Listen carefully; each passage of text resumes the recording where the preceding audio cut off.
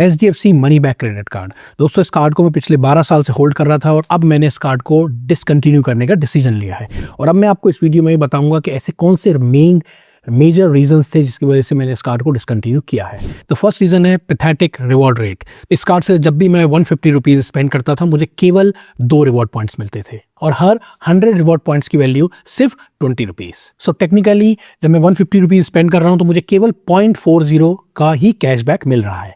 तो अगर मैं परसेंटेज वाइज इसको निकालूं तो 0.25% का ही मुझे रिटर्न मिल रहा है।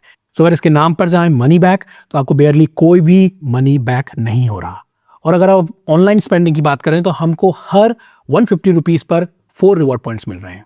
ये भी कंपैरेटिवली अदर क्रेडिट कार्ड से बहुत कम है। So technically 0.8 rupees for every 150 rupees I spend. अगर मैं इसको परसेंटेज में निकालूं तो केवल 0.53% का रिवॉर्ड रेट मुझे मिल रहा है। मेरे पास एक अदर कार्ड है Amazon ICICI क्रेडिट कार्ड। वो सिंपली हर ऑनलाइन ट्रांजैक्शन पर मुझको 5% का रिटर्न देता है। इसी तरह हम एक्सिस फ्लिपकार्ट पर जाएंगे तो वहां भी आप ऑनलाइन स्पेंडिंग पर 5% कैशबैक ले सकते हैं। अब हम चलते हैं ब्रूटल इंटरेस्ट रेट।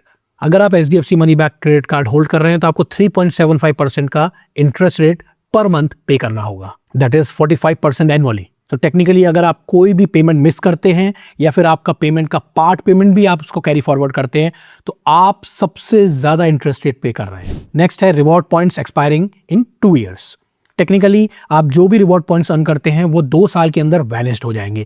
जब तक आप एक अच्छा healthy handsome reward point earn करेंगे तब तक वो वाइप आउट हो जाएगा। अगर आप रिवॉर्ड पॉइंट्स को रिडीम करना चाहते हैं तो आपको मिनिमम 2500 पॉइंट्स की रिक्वायरमेंट होगी और वो 2500 पॉइंट्स आपको अगर आप हर 150 रुपीज़ पर 2 पॉइंट्स अर्न करते हैं तो आप कैलकुलेट कर लीजिए आपको अराउंड 1,87,000 प्लस रुपीज़ स्पेंड करने पड़ेंगे, तब जाकर आप 2500 पॉइंट्स अर्न कर पाएंगे। और उस 2500 रुपीज़ की वैल्यू क्या है? 500 रुपीज़। और इसी के साथ आता है हमारा नेक्स्ट पॉइंट, विच इज़ आप जब भी वो कैशबैक को रिडीम करेंगे आपको 99 रुपीज़ की रिडेम्पशन फ़ी पे करना पड़ेगा। मतलब 500 में से 100 रुपीज़ तो आपका ये गया।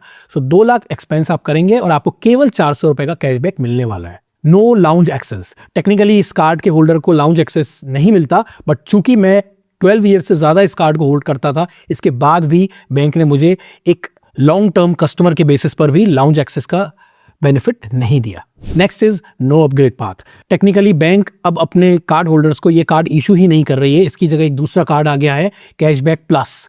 बट इतने लॉन्ग टर्म से मैं इस कार्ड को होल्ड कर रहा हूं मगर बैंक ने मुझे अभी तक कोई भी अपग्रेडेशन का ऑप्शन नहीं दिया। तो अगर आपने इस वीडियो के एंड तक देखा है तो आप समझ जाएंगे कि मैं क्यों इस कार्ड से इतना फ्रस्ट्रेटेड था और फाइनली मैंने इस कार्ड को ड्रॉप कर दिया।